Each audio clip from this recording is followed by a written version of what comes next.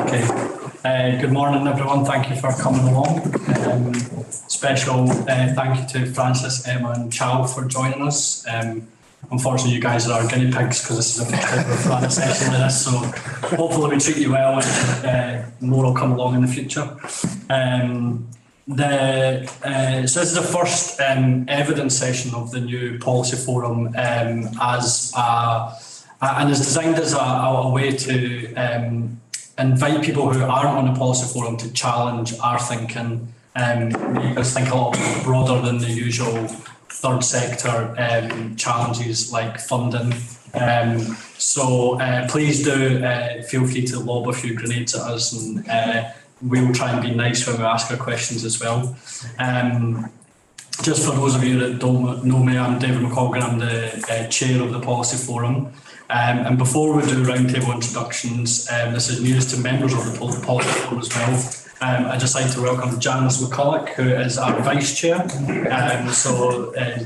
Janice, for some reason, put herself in the firing line to be vice chair. So we'll come back to the wider forum with how we're going to divvy up our role of chair and vice chair. But welcome and maybe congratulations as well. But if we just want to go around the table, so everyone, if we just names is fine because we're all here as not representatives of our organisations. So just names would be perfect. So I'm Janice McCulloch. And I'm Andrew Burns, the leader of the SCBO Board of Trustees. Andrew Jackson. Pauline Nolan. Anna Fowley. Ian Gunn. Francis Stewart, SDC. Shubeen Begum. Charles Ritchie. Joe Pike. Jim Dorman. Jennifer Fingland. Emma Rich. Frank McKillop. Richie Ershaw, SCBO. And Shirley Bobby, SCBO. thank you very much. So at this point, hand over to Rashir to do a short introduction on behalf of SCBO. Yeah, so thank you very much, David, and congratulations. So this really is the first, I think, of the sessions that we're supporting the policy forum with consultation sessions, the way in which we offered support here is we're simultaneously sharing the information as widely as possible with the sector and others. Hence, we're recording this session onto YouTube for later viewing. We're also sharing all the evidence that's collected through this session and other sessions and the papers that have been submitted. Thank you, Chow, for sending in that paper on health. And we'll make that available publicly as well. And it'll be a pool of evidence that can be drawn on by the policy forum, but also a pool of evidence that anyone else can draw on for any purpose they want as well. So hopefully that kind of approach, which is an open government approach, will add value to the recommendations and the input that comes from the forum towards the end of the year, which David will outline as part of the proposition here. The other thing I wanted to mention is that SCBO will also be running a survey to collect evidence, collect ideas for manifestos, to collect reports that people want to suggest that is useful for the sector. It's called the Third Sector Intelligence Survey. And this is a survey that we're going to be running live during the whole year. So it won't be like, a quick survey now and a quick survey later. It'll be running live. And the information that's connected to this survey, the plan is to make that information available as well for others to see. So effectively, you contribute to the survey, and then you can also see your contribution in context with other people's contributions. SCBO will moderate the content to that as well. So hopefully all of this will add value. We are at SCBO also, as you expect, carrying out a fair bit of work on a number of the agendas which have been raised by the policy forum, have been flagged by the policy forum for further investigation. One of those areas is funding, and we're looking quite closely at funding models, huge funding models for the sector. And what that means effectively is that because we're doing that work anyway, we'll be able to feed that into this. So you won't need to, as a policy forum, do additional investigations, additional evidence taking on that, because that evidence will be coming through the SCBO channel for you to use and connect with as part of your work. So we are doing stuff like that anyway, and everything that we're doing in terms of these agendas is up on our website as well, so you can see what SCBO is doing, and anyone else can see that as well. And of course, all of this information I'll make available after the session as well. Shelley's going to put a link to the recording as well as the survey once we've had this first consultation. So I think that's all I was going to say. I don't know if Anna, you want to add anything? Thank you very much, Ruchir. So as we've got an hour and 15 minutes on the agenda here for 5 minutes from each speaker to kind of introduce what your thoughts on the questions that are posed to you, and then an opportunity for questions and discussion around the table. As Ruchir mentioned, that the work of the group over the next, up until the end of 2019, is to look at a manifesto on behalf of the third sector. And fundamentally, we want to look at the big challenges facing Scottish society and where the third sector plays a role in supporting tackling those or mitigating against them. We held a session at the Gathering back in February, which was largely a third sector focused session. So the questions were around what are the concerns for the sector, what are the hopes for the sector, what could Scottish Government do to support the sector, and what could political parties look to do to include in their manifestos to support the sector. And it was a really interesting conversation, and you could probably guess the main things that came up in the meeting. But I think today is about thinking that a little bit broader, more than just the sector, what's happening out there, what are you guys facing in your areas of the sector and the work that you're doing to help kind of mould our thinking as we move forward to start to produce this. So the way the session's structured, we've got, like I said, 5 minutes for each speaker, and then if we just hold all the questions, then we can have an open discussion thereafter. So just in order with the agenda, Francis gets the first 5 minutes, so take it away. Thank you, and thanks for the invitation to come. I guess I thought it would be helpful perhaps just in thinking about the future challenges or the future society and economy to think about where we are now and some of the recent trends that we've seen. So thinking particularly about the labour market, we had new labour market figures out last week. The Scottish and UK government are both very quick to point to record levels of employment, record levels of unemployment, but I think a little dig beneath the surface of those headline figures reveals a number of things which are still particular issues around the labour market.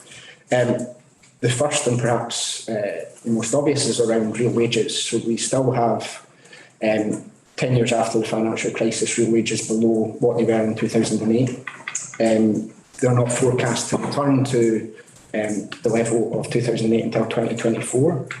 And that's the biggest pay squeeze that we've had in 200 years.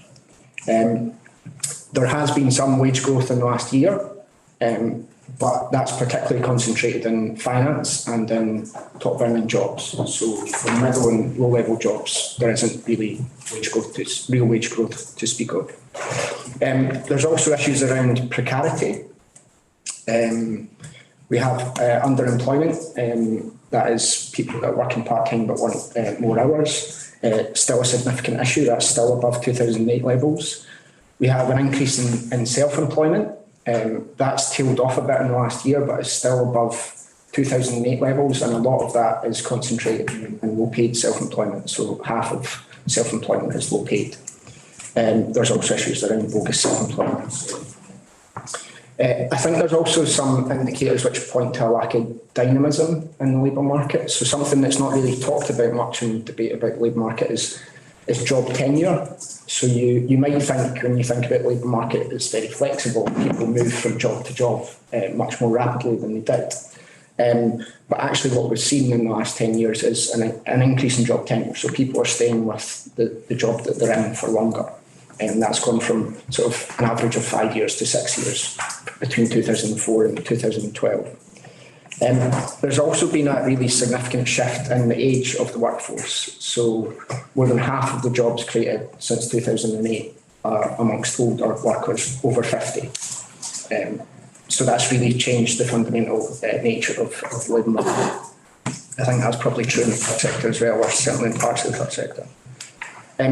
I think it's probably also worth noting that there's a number of statistics which aren't really or measures of the health of the market which aren't picked up in official statistics. So one of the campaigns that the STC runs is the Better Than Zero campaign. And that's really about young workers in hospitality in Scotland. And we, on a daily basis, get messages through Facebook of people's stories of hospitality. And that is a sector where unpaid wages is really common. People just don't get paid. Harassment and bullying are common, particularly sexual harassment from co-workers, from managers, from I guess users of the service.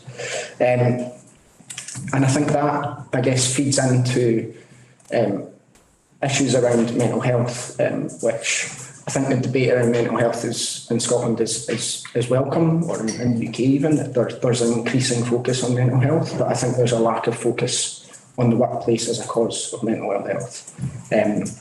41,000 workers in Scotland report stress, anxiety or depression which is caused or made worse by work in the last year, and that's increased significantly in recent years.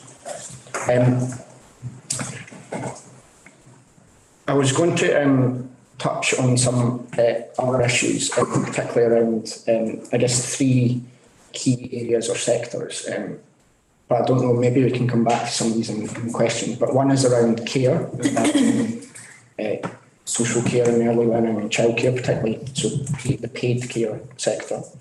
The other is around, obviously, carbon or climate change, and really the challenge that poses to the economy. And the third is around computers or automation and digitalisation, and some of the challenges that poses for the labour market. But maybe we can come back to that in questions. Thank you very much for that. Lots to take on board. So next is Emma Rich from Untitled. Thanks very much. So I wanted to briefly mention 3 things in my opening 5 minutes. The future of work and social security, women's economic inequality, and institutions and ideas and how they engage with those 2 things. So entirely agree with what Francis has said. We're seeing, I suppose, 2 massive global trends in terms of work and women. The first is a rise in precarity and an under-regulated gig economy, extracting profit and immiserating, frankly, its workforce.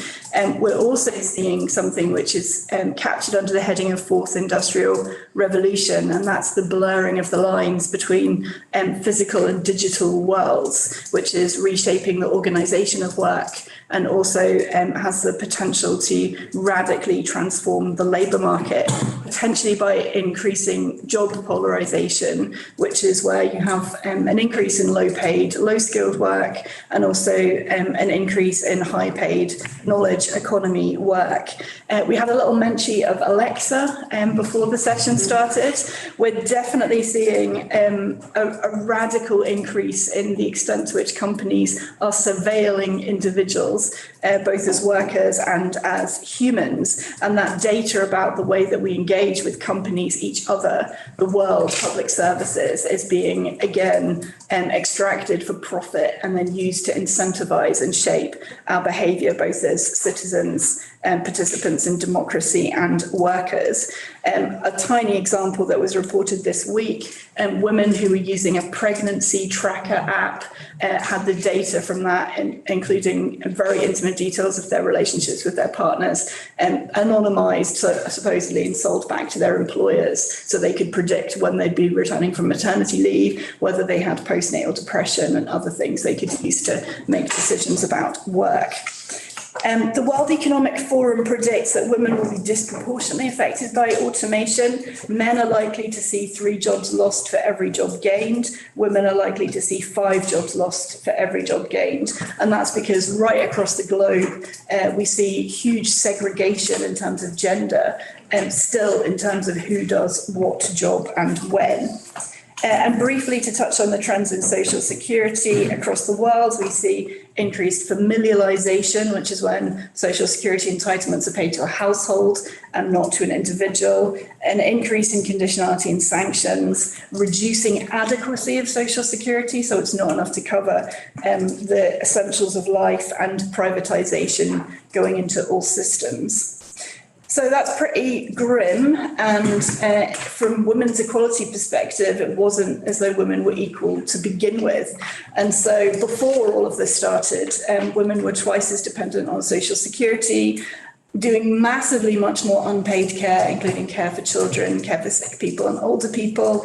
And that is not equalising. So we've had half a revolution in that we've got women into the workplace, men have not returned to the household.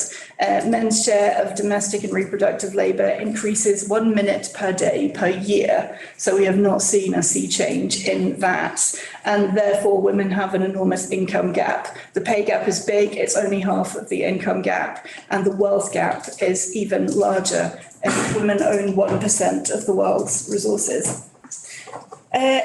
Economics, though, in which women do not participate on the same basis as men. Only a quarter of undergrads studying economics are women. Only one of the 79 ever winners of the Nobel Memorial Prize has been a woman, Eleanor Ostrom. Women are not participating in the creation and thinking of how the economy works and functions. And so we have an economics that largely disregards the household or treats it as a perfect communist state in which everyone shares equitably what is needed by all of the participants of the household, which is not accurate at all. And that economic model, a neoclassical model, treats all of the unpaid domestic reproductive labour as exactly the same as leisure. So doing childcare, cooking dinner for their family, subsistence farming, all of that is equivalent to watching Netflix and eating ice cream.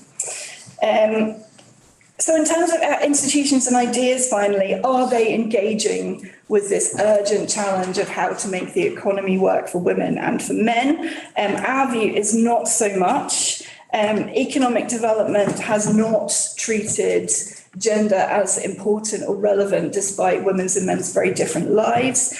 Gendered initiatives are often treated as small projects and funded by Scottish Government's equality funding in Highlands and Islands Enterprise and Scottish Enterprise. We're hoping for better from the Scottish National Investment Bank. We created 7 demands on that bank, but we haven't seen much of the fruit of that in the thinking coming forward from Scottish Government, the focus in the bill and in the policy workings. We also think civil society could up its game in this regard. The thinking about radical transformational ideas such as universal basic income has experienced a profound failure to model gender and think about care. So all of the models coming forward really are just ignoring the question of who does care within the household. And our view is that because women are more than half of people, if your work doesn't engage with the question of gender, then it's not very good work. So we have a challenge for civil society as well as for economic policy making. Inclusive growth, we think, offers some possibilities and hope. But the word coming back from economic development agencies is that not much is changing apart from the label. So we need to, I suppose, take advantage of that opportunity for change, but be realistic about exactly how much progress there has been so far. Very stark finding. I come with no good news. No, I think it's all, and I think we welcome the challenge for the sector, so thank you. Chow from Digital Health Institute. Thanks for having me here. So I'm going to be speaking more specifically about health and care side of things, but a lot of the work we do has implications across all sorts of areas of life. I'm encouraged to hear a lot of what I was going to say already from others, so that's great. I'm going to focus a bit more on the Industrial Revolution, the fourth Industrial Revolution that we briefly spoke about there, just to help understand the implications for health and care delivery. Public policy has been moving towards, definitely in health and care setting, a distributed, co-managed, networked understanding of how health and care should be delivered, moving away from a patriarchal model, in theory, and valuing assets not defining people through deficit. And the medical community, at a senior level, is with that realistic medicine, various other strategies coming out to say, we need to co-produce more. Unfortunately, funding, innovation, R&D, activity around technology is not following that leadership position. So it's quite easy to characterize the way you deploy technology from an organization-centric position instead of a person-centric position. It's easy to work from an optimization and a how do we streamline and lean out the way a service runs rather than how do we reshape it. And that's a shame because technology has the promise to democratize the way services work, but the way we are deploying it does not. So, for example, thinking about things like gender, initial artificial intelligence work shows that we entrench our biases in what machines do, which then reinforce the bias and embed it deeper. And that's come across just about every study done, especially in criminal justice. What we're trying to do is understand that technology, ultimately forces of centralization versus forces of decentralization versus forces of distribution of power when you use any kind of technology, be it digital or otherwise. Unfortunately, most people as soon as you start talking about technology, people jump into either one or two camps. So, I love technology, let's do that. Or, no, I'm a dinosaur, I can't do any of that. And unfortunately, most people in influential positions sort of say, I use a smartphone, but I'll just let the IT guys do all that stuff. And so what we're trying to say is, well, actually, that's not good enough because it changes the rules if you let IT just be a little IT thing on the side. So just to think about that in current discourse, the internet was meant to democratize information. Facebook, Google, Apple have re-centralized power in the way that they've developed the economic model.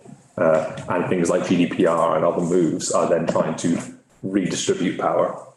And I'm not sure if you're familiar with Tim Berners-Lee and the solid sort of stuff they do around personally owned data, trying to change the way the protocols work at an internet level so that you own the data and you control the data.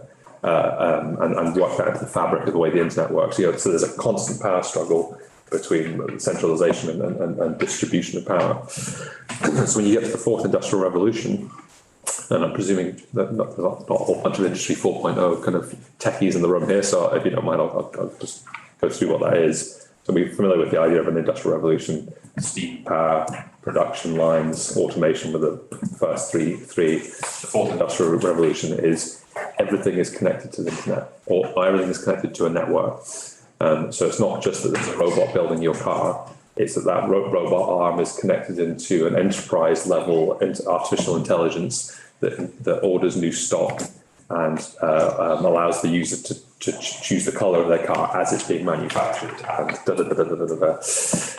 but those sorts of those cyber virtual components, so that you've got a physical component and a virtual copy of everything that's happening, is now happening almost live. So before it was a human would have to be involved in the process in some way, but increasingly we are automating out all human interaction to the point where the foreman is told, we're going to order new parts for this part of the assembly line because that's the most efficient time to do it, and the price is right for the parts. And really, your job is to say, okay, right? And then what's starting to happen in this space is that the whole thing goes into full value chain optimization. So it's not just the way the factory works; it's the way we understand how the product is being used in the market, and then use a feedback loop to further nuance and optimize what the factory is doing to be more responsive to the customer. Okay, so that's the big leap forward for the fourth industrial revolution. Now, again, the issue with that is it's entirely from an organization-centric point of view. It's how can I, as an organization, optimize my end-to-end service delivery model, and how can you, as a cog in my machine, feed back the data into my system so I can make more money out of you. Right, so the underlying premise of how we're applying that is it's manufacturing and selling stuff to people. Right? Health and care is starting to use the same thought processes, but we're kind of inheriting a lot of the structural issues with that. So if you applied this model to telehealth as a concept, remote monitoring for blood pressure or otherwise, most telehealth interventions, you don't see your own blood pressure readings. They're just whisked away to the doctor.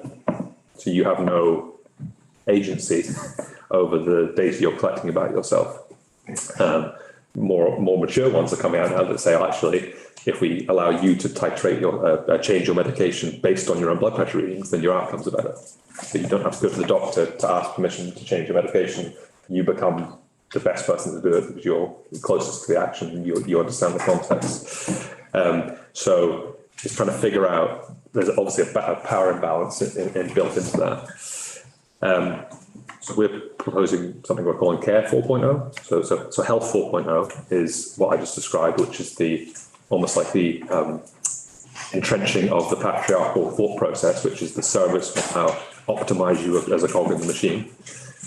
We're proposing Care 4.0 as a counter paradigm that basically says that we are interested in the trust component that is required to make those technologies work for humans, work for people, which means that we're not just interested in can we use cyber resilience methods to make it secure and safe and resilient, which is what organizations want, but how can we actually look at the interpersonal concept of trust, which is understanding of benevolence, integrity and ability.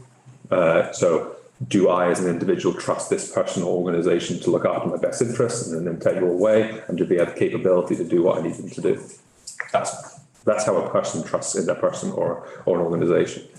So we're trying to write that into the underlying fabric of the way organizations deploy the infrastructure. All right. So when you talk about whole system change, it's starting to think about how you counter that bias, counter the power imbalance. That means that we need it so that we don't default to the idea that the NHS clinical record is the single version of the truth regarding your clinical journey or outcomes.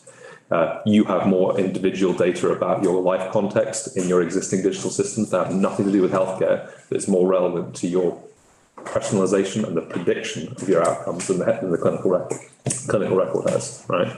How do we get you as a person working and living to gather your own assets without a lot of work and make those available to the system on a consented basis to help the system respond to you, instead of how do you feed the system the bits that they ask for so the system can work better for itself. So that's quite difficult set of concepts, but we as an innovation centre now do not fund the first type of work anymore. So we will only work with people that will work to the second type, personally held, personally controlled, actively managed digital assets from a person or their proxy or the trust broker that they choose to work through. And increasingly, we think that's going to be third sector because they don't have the same organisation-centric bias that you find in the NHS or other public sector organisations. So I think there's a big role in trust brokerage for third sector groups who don't have the same kind of vested interests that others might. If we can understand how to make technology focus on integrity, benevolence, and ability, and of course we want security and resilience and the organisational stuff. And so I guess my challenge to you is, can we figure out a way of using the assets that are already in the community and rebalancing power by saying we as third sector and the individuals we serve, co-managing, have a richer tapestry of information that we can use to level the seesaw back the way, so we're not just all beholden to the clinical record and the public sector system.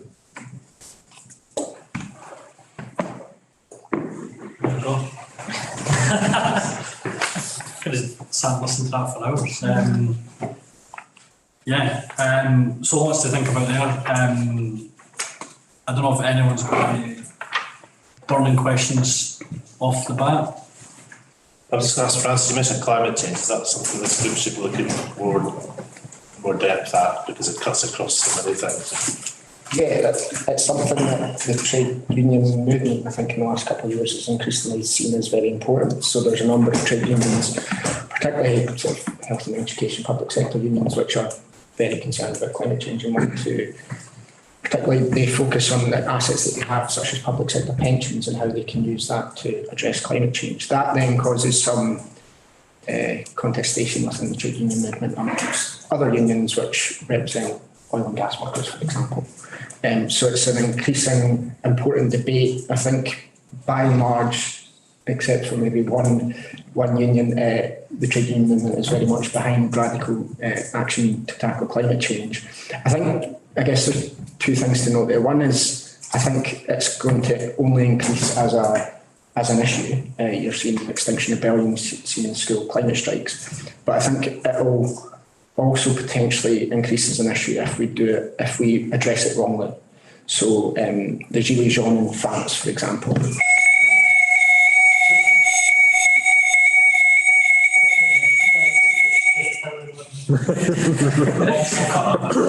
An alarm for the climate.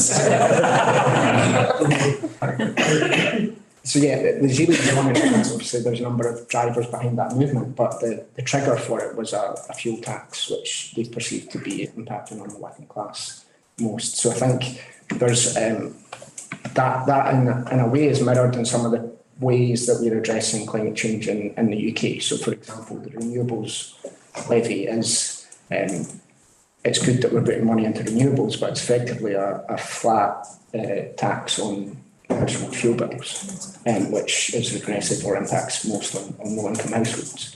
In terms of energy policy and industrial policy, it's largely a privatised energy system, and we auction off projects to private companies, and we pay them a lot of money for that, and then we also pay them money not to produce energy at times because the system's a mess.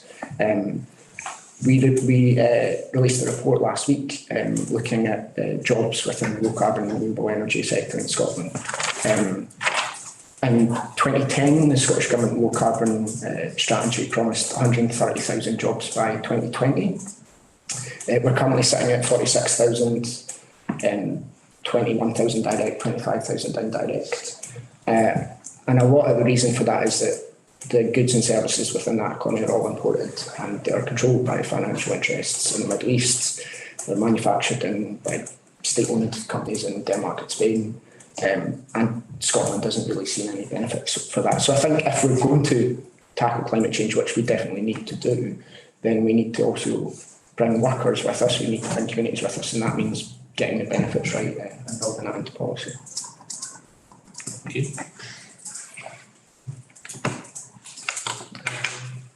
Other questions? Most questions? No. I'll take the privilege. One of the things that I found quite interesting, Charles, was you were saying that the sector may play a role in that trust brokerage. We've all seen figures around charity trust in recent years dip in, not so much in Scotland, but certainly across the UK. Where does that must present a challenge to the sector taking on that role? Where do you think, what impact would you see on that essentially? So if you think about it from a frame of reference of me as I'm working in digital, the fundamental issue with anything we do is, and if you look at the Estonian and Finnish and other countries that have gained some traction in these areas, in order to do anything meaningful with data, you need to link data sets to someone's identity. The minute you start linking data sets, it really matters who is in the driving seat. You actually look at the survey data and how people respond. There's a decent cohort of people that don't want the government to link any of their data sets together. And there's another cohort of people who don't want the private sector to link any of their data sets. And there's a group in the middle who don't care either way and just want the best service they can get.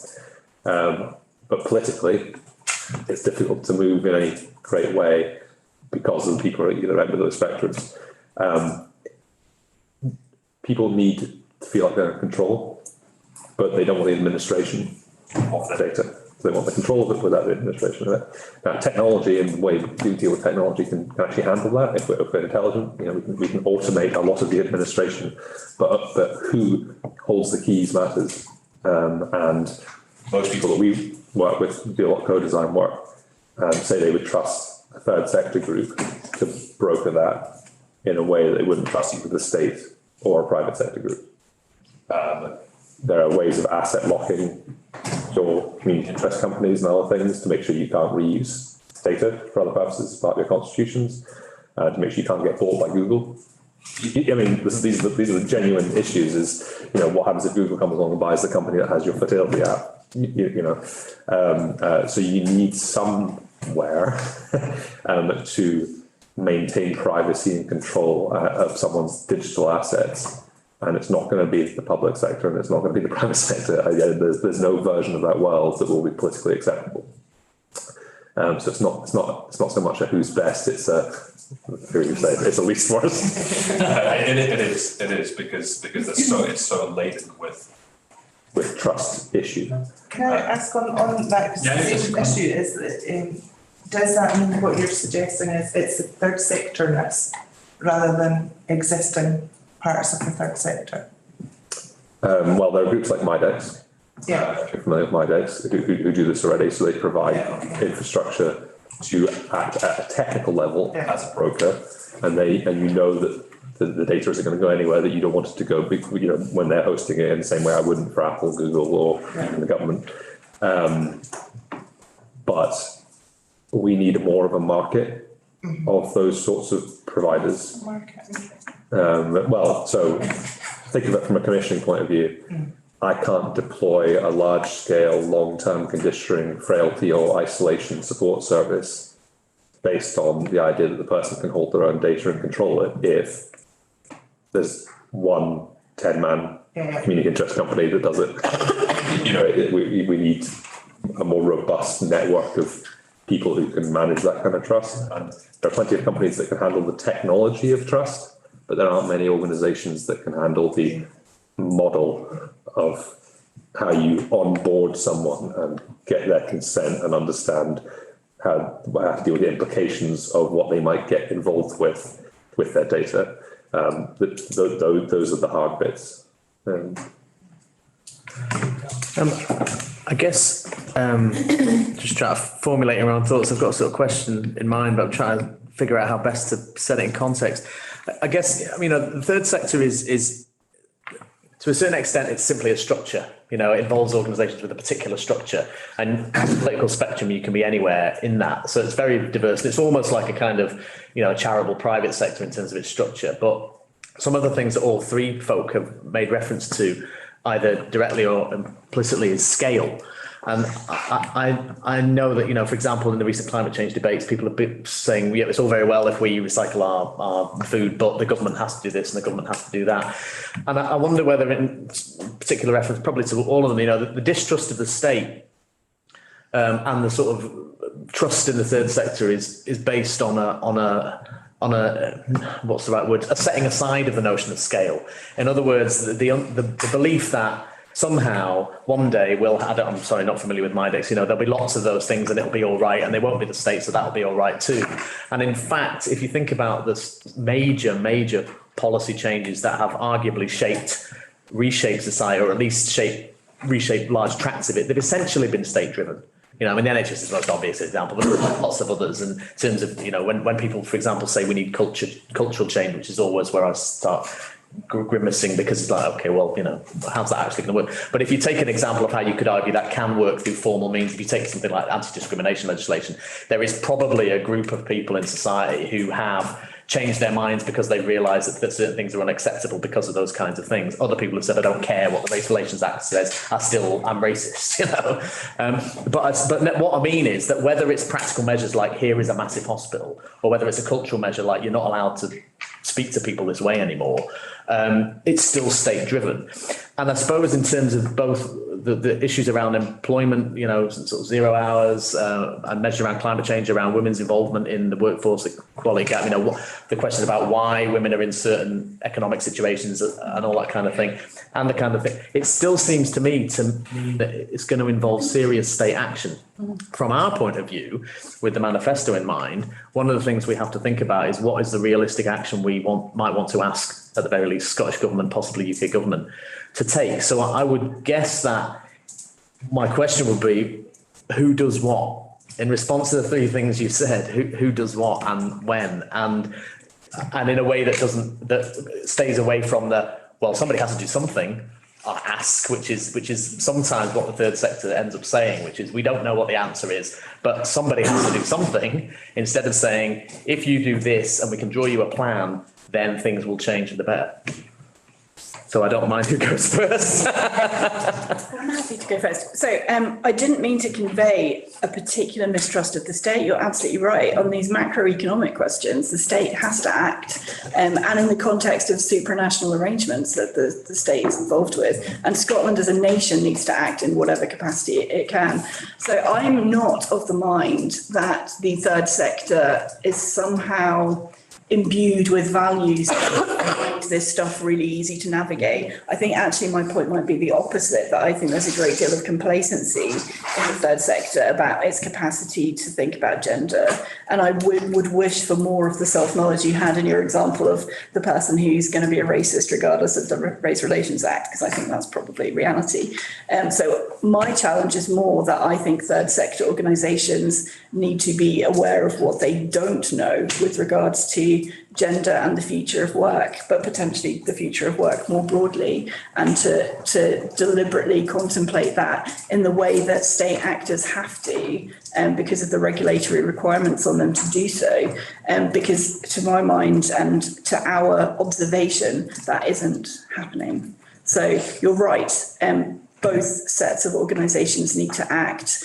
In terms of what SCVO calls on Scottish Government to do, I think we actually in the women's sector have a pretty good set of theorised solutions for some of this stuff, many of which are being progressed through the pay gap action plan that engendered. Frances was also on the ministerial advisory group with me. Was anyone from SCVO there? I'm not sure they were, no. But in terms of, there's more to call on, but I think my real challenge would be, how does the sector reflect on its own practice, particularly the bits of the sector that are making policy, generating ideas, and involved in that work. I've got a million questions about how to gender it. How do you decide within a household who generates and gathers data? How do you stop that being exploited? Because a lot of tech security is about protecting the household from outsiders, but women are most at risk inside the household. So how do you kind of weigh all that up? Yeah, I guess there's a number of things that stem from the question. I guess one is about the loss of trust in institutions, and I think we've seen that in the state, and we've seen that in private. We've seen that everywhere. Press, justice system, everything. In the last 30 years, trust has gone like that. And I think that's probably, I don't think the third sector is inoculated from that. And I used to work for Oxfam. I think you should all be thinking if you have a brand, they'll be coming for you. And you need to guard your practice against whoever comes for you. I think the response to that lack of trust isn't apathy, it's more alienation. So we have seen at the same time as turnouts decreased and so on, there's been more political activism, if you like. There's more people signing petitions, there's more people going to marches and so on. I don't think that's necessarily changing much. And I think the response, therefore, I guess, is links into what Emma was saying, is about how the third sector thinks about how it actually changes the balance of power in society. So this is probably not relevant to every third sector organisation, because some do just do a sort of servicing role. But so in the trade union movement, we talk about organising versus servicing. So there's this author called Jane McAlevey, and her view is that the only things that actually change workplace and society and the economy is organising. So a lot of trade unions do servicing. So you have an individual member that has a grievance and you support them to go through a process.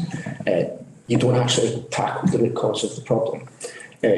How you tackle the root cause of the problem is organising a majority of workers in a workplace to take action against the employer. And I think you can put that model into a third sector arena or space, or a community arena or space, and you can think about how you might organise to change the balance of power. A lot of what trade unions do and third sector organisations do is more advocacy and mobilising. So you advocate and ask them to do something, but they don't respond to that because you've not changed the balance of power that would make them do that. And you mobilise existing people that support your cause to go out on a march, and yet that doesn't actually change much either. So I think thinking about how you bring people that aren't on your side to your side is probably how you address those things. I think mine is quite similar to that, actually, in terms of the organising rather than the responding kind of thing. So I guess I'll give you an example, because it's hard to theorise about this stuff. So we're doing a lot of work with Macmillan at the moment. With Macmillan? And we're familiar with the personalising the cancer care journey stuff in Glasgow. So I'm sure I'm doing them a disservice to paraphrase it as such, but it's an amazingly effective system in which someone, as your link worker, navigates and manages all your life assets while you're going through this, psychosocial upheaval and around clinical treatment, right? So making sure you have a life to return to if you are cured of having cancer, that kind of thing. It's incredibly manual and onerous to persuade all the various public sector organisations involved in that network around that individual to release assets, to allow continuation of benefits, to all these sorts of things. And if I was thinking traditionally about how we would digitise that, and I hate the word digitise, but this is what most people do, we would then go, oh great, okay, you managed to fix that, let's now digitise it, try and optimise it and reduce some costs and make it less manual. And so you create a set of relationships between Macmillan and a bunch of public sector organisations that only work for Macmillan and only work for this use case. And we don't, as a system, learn anything that changes the balance.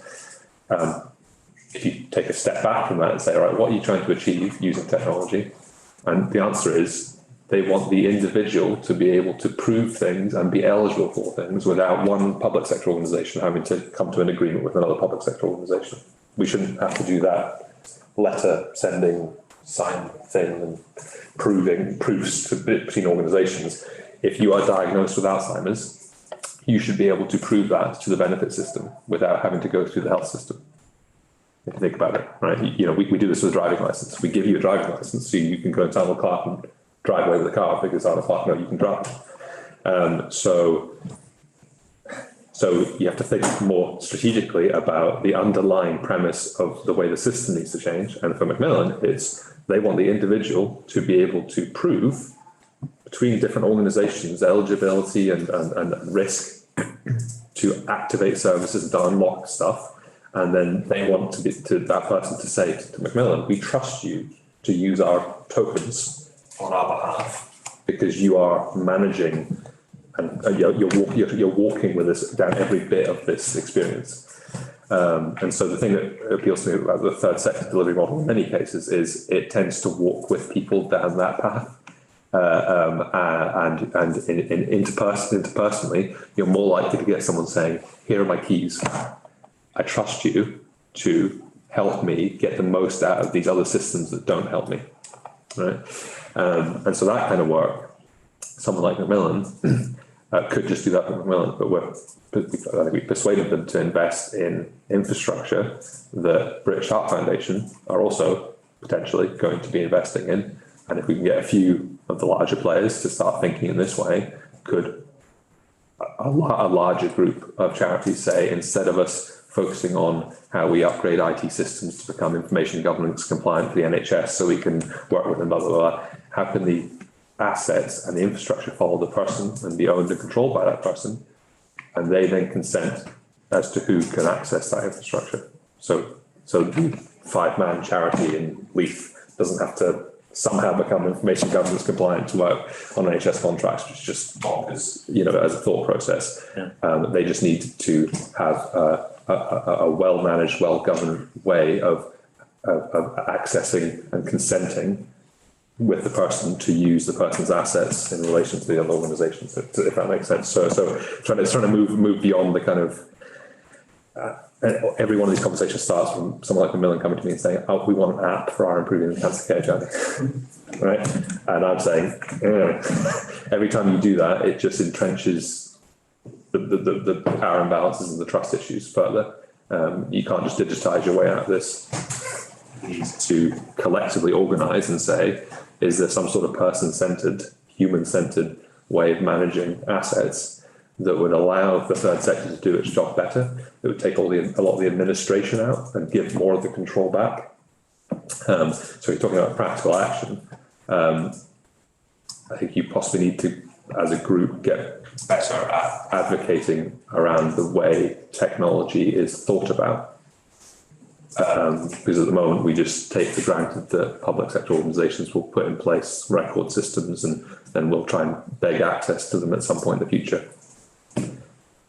And I don't see a huge amount of third sector representation around a lot of those, what I call digital plumbers, those sorts of groups, the IT guys that are just kind of left to it. So for me, I would be saying you need more people upskilled to act in a technical, strategic role to influence those things, to make sure that it's not just here's the public sector's play, how are we going to react to it. It is what we ask as the third sector from public sector to make sure that if you are investing in these systems, you don't lock us out. The problem is, Jal, that when we skill up these people to really understand the tech and the digital side and the systems aspect of the digital side, they get poached. So how can we see this in a way to be able to not just look at this from internal from the sector perspective, but in a way in which we can engage with those that have the skill sets as champions for our sector, not necessarily from within the sector, from outside the sector as well. In that case, academia is your friend. they get hard rap a lot of the time for all these things, but there are people who are already working on these things. But the problem is they're working on within the dominant discourse because it's an NHS grant from UKRI, etc. So they do what's expedient, but they would happily work on this if a dozen charities came to them and said, could you please shift your research focus to distributed care management systems instead of health management systems? Then they'd be like, oh, this sounds really interesting, and this is the kind of size of group that we need to go to Innovate UK or somewhere else and get some grant funding. So that there are people there who are only working on healthcare focused, patriarchal systems type stuff because it's the path of least resistance to funding. But if you went to them in numbers, you could strengthen their hands to ask for something different, and they would take some of that kind of intellectual leadership for you around the technology. I can point you to some of those people. Thank you. I really hate to bore everyone, but I want to ask a question about procurement. I can't help but talk about it in this building. I spent 2 years working on it. I thought it was really interesting, Charles, when you said that the fourth industrial revolution has got structural challenges that we as a sector can potentially avoid, but how do we avoid it when many organisations are relying on procurement contracts with public sector who I suspect build in these structural issues, maybe just unconsciously.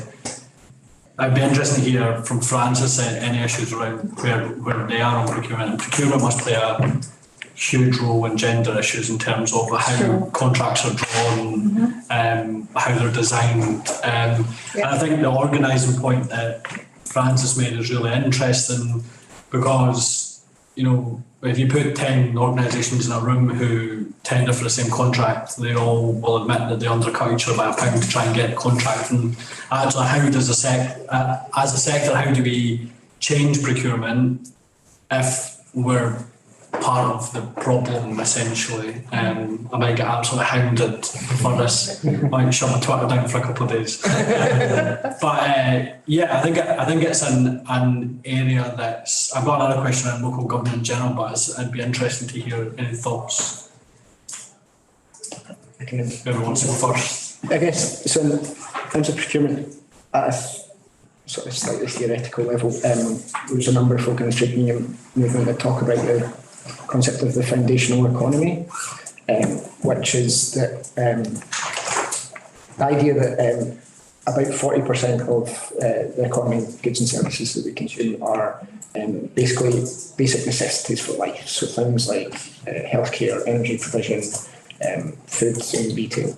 And that's largely dependent on, a lot of it is government contracts or procurement contracts.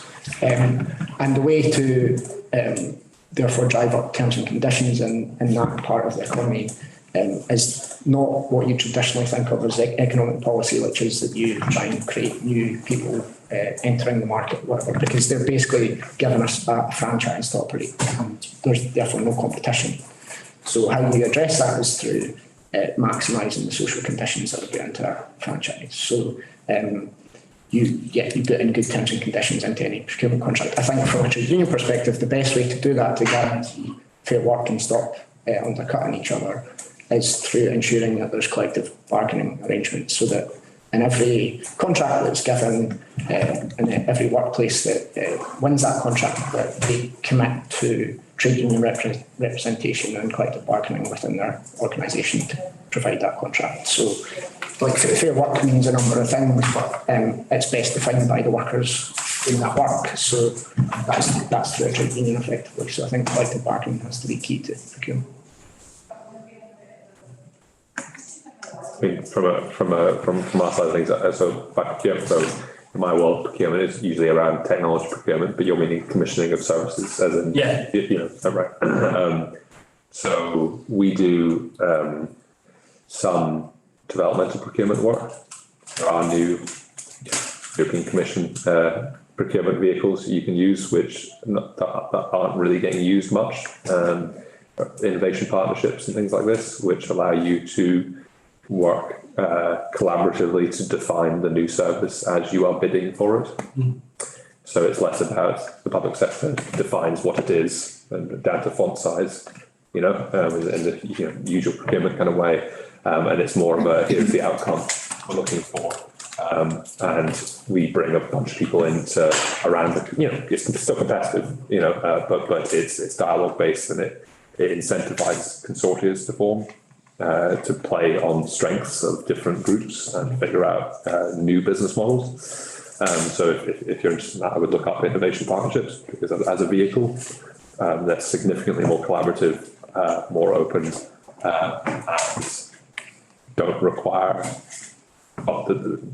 It doesn't mean the public sector has to define everything at the start. You can work with its potential suppliers to figure out what it needs to get to and how it could do that, and that way you're open to innovation effectively. So that's the kind of approach we've been using, and then I guess the other bit of background that is you have to. A lot of what we do and a lot of the technical work we do is not actually because we're trying to design the systems of the future. We're trying to design systems that are plausible and realistic and safe and all these things, so that when we're talking to politicians and commissioners and public sector leaders, we can help them make a more intelligent ask of industry. So not can you create an app for appointment scheduling? It's can you help us deliver appointment booking to people in whatever way they want it? That's the question you want, not give me an app that helps me with appointment booking. That's the way you end up with an NHS app that you have to download on your phone to get an NHS appointment, which no other sector would work like. They would offer an API and say you can book an appointment through any interface you want as long as that interface complies with these standards, right? So it's we need to work with commissioners to help them understand what they can ask for a bit more. I think that's what we do a lot of the time. We tend to get further faster that way, rather than just sort of waiting for the tender and then getting angry when it's crap. So gender, it's actually the law that public bodies have to take account of equalities when they're doing any procurement exercise. But it's not really easy to tell that because no one's doing it as far as we can tell. So there's two things in terms of gender and procurement in the theory. The first is that when you're deciding what to procure, you think about the gender content of that and what therefore you should put into the invitation to tender and other procurement processes. So for example, Business Gateway all across Scotland used to offer specific services oriented at women entrepreneurs. They don't do that anymore because it wasn't in any of the procurement, it wasn't specified. So that kind of thing can drop out quite easily. The other thing you want to be able to do with procurement is treat gender competence as a performance management issue. So if you're, for example, looking at your Business Gateway service outputs and seeing that 99% of the businesses starting up are male owned, then you can tell that there's a massive gap therefore in your startup rate, and you can treat that as a performance issue. But that also is not happening. So we've had some conversations about how to improve all of that and to use the law better. What we're hearing back from Scottish Government procurement policy is that they are very hindbound by the European Procurement Directive. The analysis that we have seen is that actually they're more skirting the law with the living wage procurement elements, that actually that's a fairly clear breach, some of the stuff they're doing, and that actually doing the gender piece and saying you can't have had a tribunal case in the last X however, would be less against the law. So it does seem to be a political will leadership issue and maybe something for SCVA's manifesto. I would definitely echo that. Sorry, that's the answer I should have given. Because when we did our work around Europe, around the way people are creating digital services in different countries, procurement is often used as an excuse not to do something. Yeah. Right. And a lot of people conflate procurement with the will to mandate something politically and say, this is what we're going to do now, and I'm going to deal with 3 years of crap because it's not going to be easy. Because they've got scary people who are trying to be scary. Yeah, absolutely. I've been subject to that and just no one's going to challenge them. Well, it was even, I remember when I was still working on this, there was a case in Glasgow where they phoned an organisation saying, we want you to deliver a service, but you're going to have to tender for it. Yeah. And it cost them more to tender for it than they got to deliver the service, even though they got told we want you to deliver the service. Yeah. And then you go to places like Germany where if it's under £80,000 or €80,000, just award it. They don't go through a tender process. Just a bag of cash. Yeah, you just yeah. you know. Can I, So I'm just conscious that that when we've kind of mirrored some of the issues that you brought up in this discussion, and that it's been quite a male-dominated conversation. The one, really just asking questions, but also I suppose I'm thinking what we're hearing from everybody. I'm thinking particularly because I was relating to what you were saying, Emma, is that we've got really good words in Scotland, and I find myself saying this quite a lot. We have lots of good words, lots of good policy. We've got the best climate change stuff in the whole of the world. We're leading the way on digital apart from Estonia. We're still leading on women 50-50. Yeah. But actually, what all of you are saying is we're not, and it's a total myth. It's not a total myth. That's an exaggeration. I've had 2 cups of coffee. I suppose it's how to be get at challenging the myths in a way that acknowledges that the words are good. Yeah. So we need to kind of go with it. And a lot of those things are pretty cross-party. So how do we, or allegedly pretty cross-party, and we could test that. But how do we get at that? And I'm thinking because we're missing, especially from what you're saying about women in the economy, we're missing a Ailsa Mackay type figure who's out there and really respected by everybody. I mean, I'm not saying there aren't people, but how do we do that in a way that we can be persuasive, but accept that the intentions are good? Yeah, I mean, I think that's a framing challenge. Yeah. We all miss Ailsa a great deal. For those of you who don't know, she was a feminist economist who was rarely an academic who could explain herself in like a sentence. So she could go toe to toe with the kind of economics modelling guys, but also was very pithy and visionary. Unfortunately, having shaken the bushes, there's not any Ailsas ready to pop out. So we work with what we have. I think the kind of messaging that we often use when we're talking to Scottish Government is, and they have done really a banging job on the Domestic Abuse Act. That is world leading, really it is. And part of the reason it was world leading is because they got gender expertise in from around the world to shib them on how to do it, having ballsed it, frankly, in their first swing at the ball. So we talk to them a lot about essentially doing that. So, you know, we do nudge them on the rhetoric reality gap, which exists, but we also talk to them about the things they want to see, which is Scotland being a leader. And so we use that rhetoric as shamelessly and as often as needed to try and drive the point home that action is required. I do think at the moment, and this is not a party political point because it's building on the work that's been done, I think now is a good moment for women's equality to make hay while the sun shines. And I think they are going forward with some structural and systemic questions. It's just retail politics, frankly. You have to over and over again say, it matters, women's lives are different, the difference matters, you need to act as if that were true. And we're going to stand outside your office until you do, or phone you every day, or whatever it is that we need to do. And there's no quick cut through to that at all. It's just persuasion, evidence, marshalling your arguments, pointing out that this is better than their plan. And I mean, I think all of the people we encounter in policy land, I'd say, are well-meaning and want to do the best thing for Scotland's people.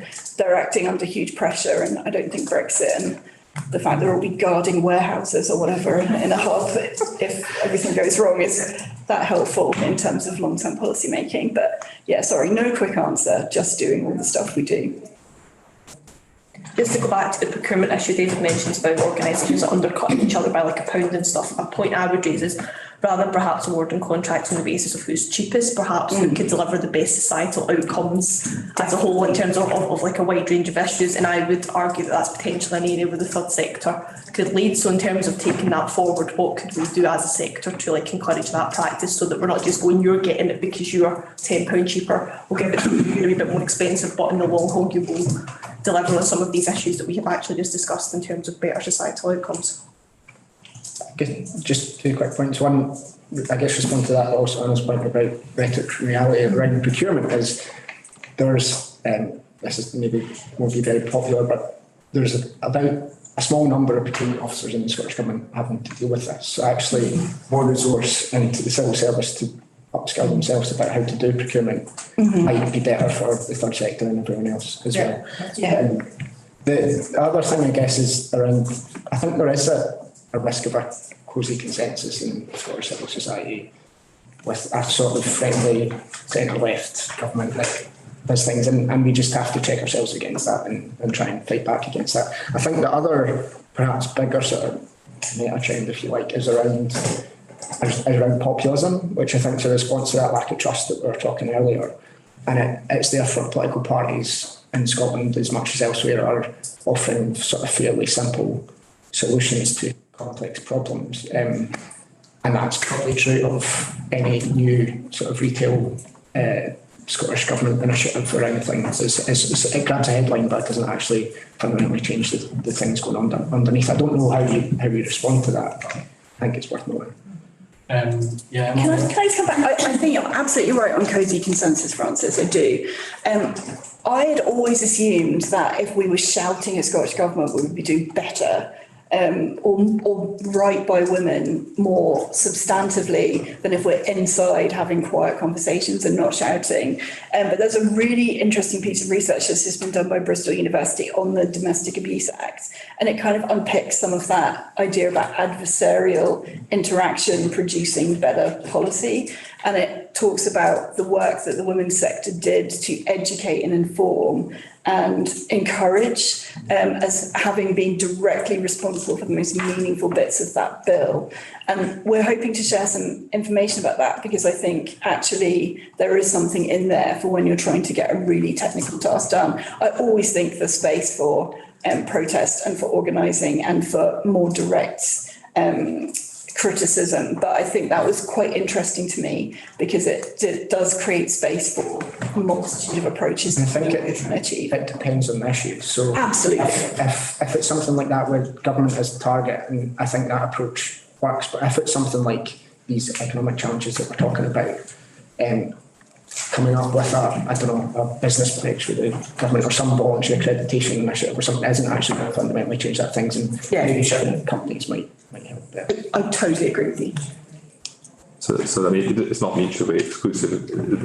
So I mean, so you can still organise the way you do your soft conversations, you know, and I guess what we've been trying to do around some of the Industry 4.0, Care 4.0 thing is, the whole idea behind the Care 4.0 thing is to give a label to something that says it doesn't have to be the healthcare version of this world. It doesn't have to be the organisation-centric version, but you need a label to fight under. You need, when I sit down with a politician or a medical director in an NHS board and say to them, and I won't give the full spiel, here is a 5-paragraph description of what fourth industrial revolution can do. Picture everything I've been saying to you.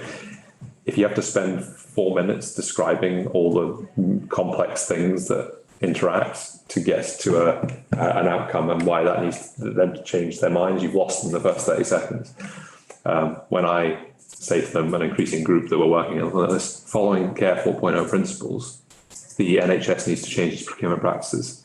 You know, you get to the nub of it quicker, and you can start to get people aligned with a set of principles, and people will then bat for you. And then when the crunch moment comes and you're having the shouting match, a few people who would normally be arguing against you are conspicuously silent because they agree with you, because they agree to the principles. And so a lot of this stuff is wickedly complex, and I kind of feel like there's almost like a marketing campaign.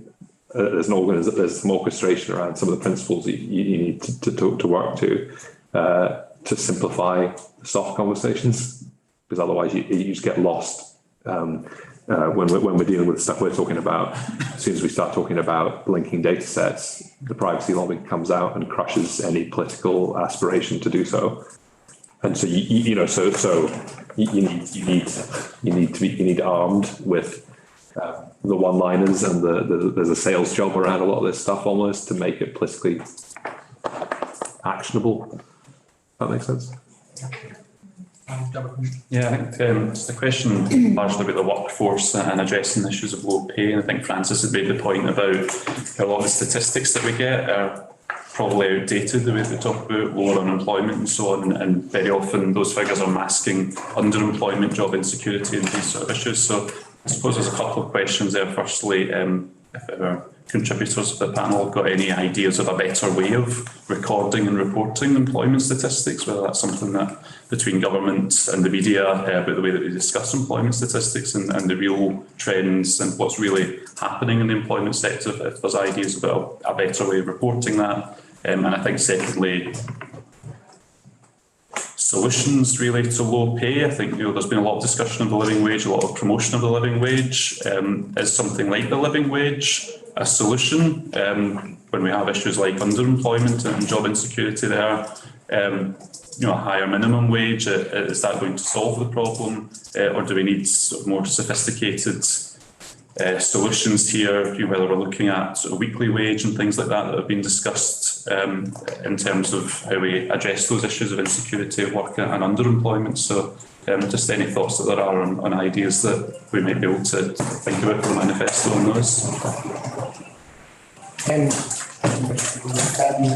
I guess there's 2 or 3 things there. One is the question about data effectively, and I think we do have very poor labour market data in Scotland and the UK compared to the rest of Europe. So more surveys or studies I think would be helpful. The UK government's gone the other way. It's cut a number of studies that provided really helpful data about the quality of work and about people's experience of work in recent years. And I think that's something the Scottish Government could look at.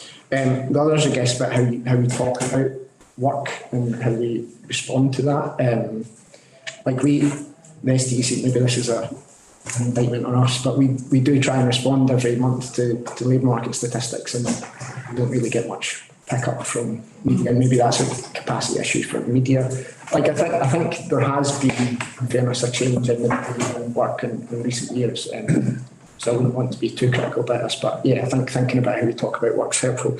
I guess the last one about solutions and the living wage, like living wage is good, but it's not sufficient, it's not nearly enough. And I think the solution from a practical point of view is, you'd expect me to say this, but because I've said it earlier, but is around trade unions and collective bargaining and fair work, and that needs to be defined by workers themselves, and that needs to be through collective bargaining arrangements. I guess there is, I think, as well as that, a space for government and regulation, and things like you mentioned, a 4-day working week is something that the trade union movement are talking about, and I think maybe we can find common cause with the third sector and some of those bigger ideas. I would probably maybe say the same thing, but I would by no means in any way knowledgeable about how you would collect labour force statistics and things like that. But is that even the right question? I mean, we call it work. Is it not how economically productive are people? Is maybe the question we're asking. Childcare, domestic, arrangements, these, all these sorts of things. And then that then drills back to the same question I think that you were raising around procurement and showing value and outcome, which is how do you prove value? And can you prove value in activities that are currently not recognised to be valuable? And when we're talking in technology terms, we're not quite there yet. And there are obviously privacy concerns around what it would take to do this, but there will be an increasing ability to prove value technically by, for example, if you're providing a care service to someone, we can demonstrate through patient-reported outcome measured data and mobility data from technology that whether or not you are having a market impact on their levels of fatigue and pain, and therefore are doing a better job than the NHS would in a hospital of relieving that pain, and therefore why are we spending the money over there when we should be spending it over here? And equivalently, from a what counts as work sort of thing, we need to find ways of structuring the value of the invisible stuff, which might be in things like pain relief or reduction in isolation. And these need not be overly administrative things to collect. And some of these technologies could allow us to prove things without a huge amount of paperwork. I won't go into any more depth than that, because I'm sure you don't really want to talk about blockchain. I think unpaid work is more of a priority for us in terms of measurement, and at the moment that hardly happens at all. There's occasionally satellite accounts to the UK government's accounting processes, but that hasn't been done for quite some time. So it's all kind of imputed by academics. The Scottish government's currently working on a bit of time use work, which isn't perfect yet. But because we all came to our paid work today, and there was presumably food for us to eat this morning and clothes to wear that were clean, and we had our daily lives kind of taken care of, and whether we did it ourselves or someone else did it for us. So the real economy rests entirely on the back of this completely invisible, uncounted economy, and that needs to change. In terms of gender, the big work story women's organisations are always asked to comment on is the gender pay gap. So I think we do need some gender analysis in the week-to-week regular work coverage, such as it is. Because I think there's a lot of things that get missed in conversations about work when those perspectives about flexibility, hours, the workplace environment are not taken seriously. We've just come to grips with sexual harassment in the last couple of years, but it's certainly not because it didn't happen before the last couple of years. So there's lots of issues for women in work going unreported and unexamined. In terms of the how to change this, what can the state do? I think the living wage floor, raising the floor will always lift women's average pay because women are clustered towards the bottom of the pay structures that exist. But that's not really sufficient to tackle some of the value propositions we see. So women's paid care work is very undervalued compared to similarly paid but much less skilled work that is male dominated. And so we think that the state and public bodies should be using their wage setting power to influence wage and labour markets, particularly where they're the majority monopsony purchaser of that kind of labour. So the classroom assistants or NHS healthcare assistants, that there's real market setting capacity there in the public sector. Where, of course, the money comes from to do that is the $1 million question, or multi-billion-dollar question. Can I just pick it? So one quick one was around, back to the data point, but it was particularly, we have some, so I agree with the point about unpaid work, but within paid work we have some good gender or splits within the labour market statistics. We don't have good other equalities statistics. So ethnic minorities in particular, we rely on census data, which is irregular. So I think, I think we need much better equalities data. And household surveys, which are really inaccurate. Yeah, people don't remember what they were paid. Yeah, just a few things. I think this raises some really interesting questions for the whole of our sector. And I was thinking about the point you made just now about, where is the money going to come from, and the role of the state, and the fact that we can't just expect the third sector to fill all of these gaps. So what, the questions really are, what is the role of the third sector? And it seems to me that if we go back a minute to the point about climate change, but you could apply this to any aspect of society where we need behaviour change. You basically have two key ingredients that you need. You've got urgency and agency. And in terms of climate change, people are increasingly getting the urgency bit when they turn on television or watch David Attenborough, but they're not necessarily sensing their own agency in being able to do anything about it. So it seems, when we talk about the democratisation of data and information and decision making and the trust that still does exist towards the third sector, that there's a question for us about what can we do to increase citizens' sense of agency in order, by further democratising data and decision making and so on, so that people feel that they can play a part in tackling all of these big issues.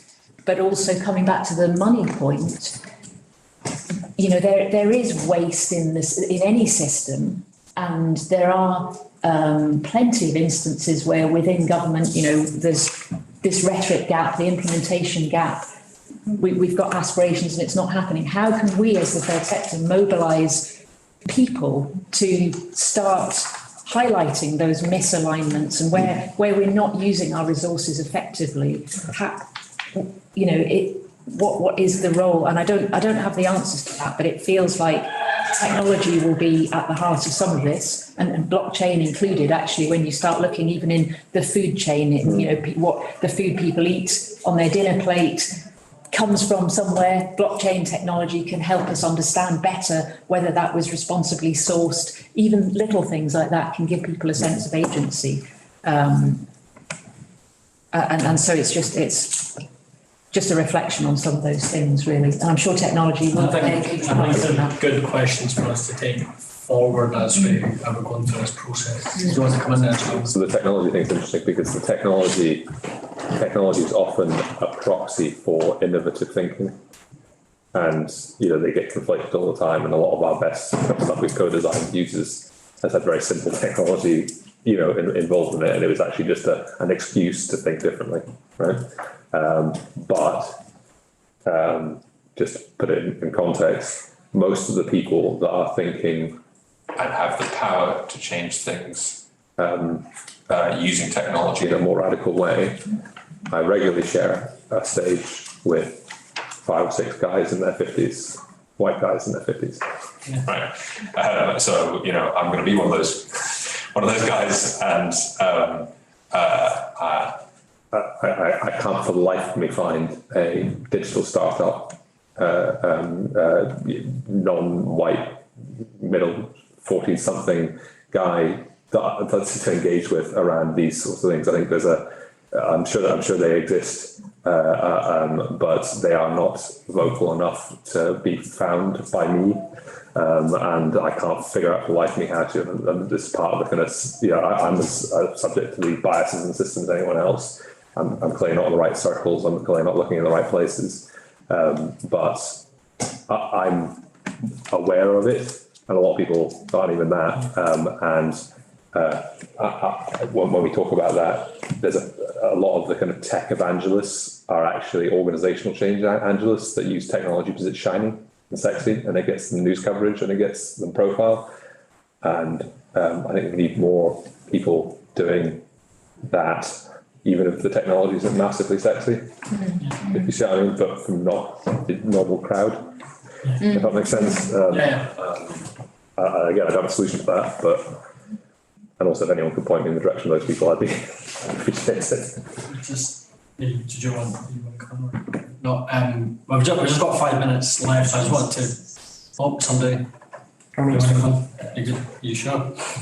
Like, I was going to respond to Joe's point about, I guess, this urgency question. I think in terms of what the third sector can do, it's about properly situating yourself within the wider society and economy, and not trying to make grand claims about you're going to be able to change that if what you fundamentally do can't fundamentally change that.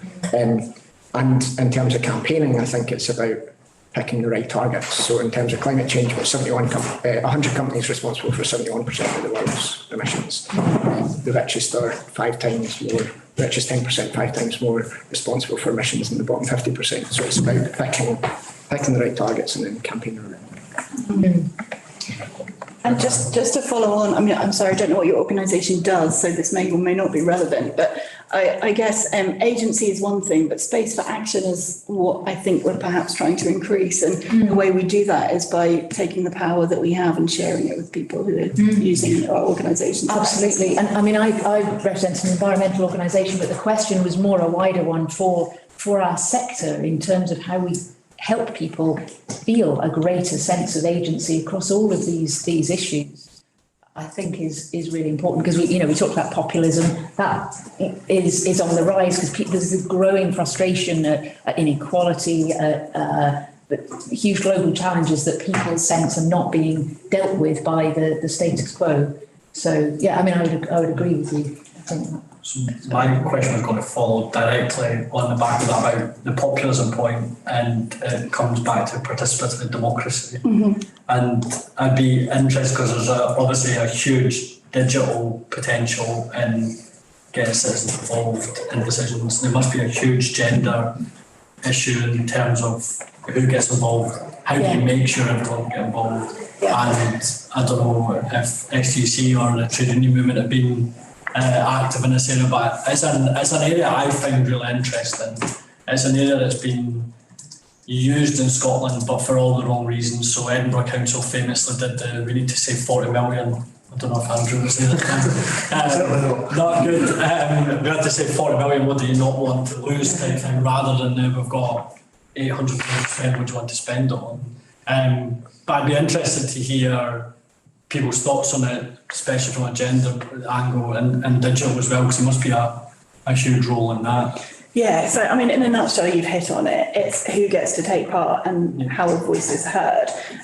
I took part in the Democracy Max project that Electoral Reform Society did as part of an experiment they did to see if they got a kind of gender ring-fenced entity inside one of their democracy processes or participatory processes, how quickly all of the thinking and ideas fell out of what the main group, which was mixed, thought, and it was immediate. So it was fascinating to see how women's perspectives and calls were kind of discounted among decision-making processes. And I think that is quite reflective. I think it has massive potential, and we saw in Ireland with the abortion question that having a citizen participatory process really enabled the consideration of detailed information, complex points of view, nuance, richness, and that's what we want. I think what we see often Scottish Government and others trying to implement is something quicker, dirtier, much less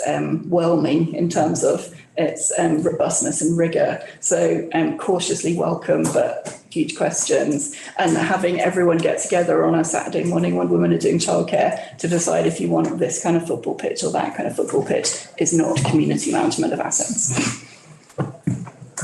I can reflect on Estonia and Finland. So they benchmarked across the European Commission as the people with the most the best digital accessibility and use for public services, for e-democracy, for all these sorts of things. I'm not saying they got everything right, but when you talk to someone in Estonia, and I was speaking at an event there, and they had members of the public in the audience, and one of them stood up and started questioning me about Caldecott and NHS information governance and stuff like that, and they were like, "This feels really backwards to me. Why don't I get a say in whether the doctor is allowed to share my data with this other doctor or not? Where am I in this?" You go to an awful lot of lengths to disenfranchise me from these decisions. It just stuck with me forever. She said, "This is my ID card. This is mine. This is my number.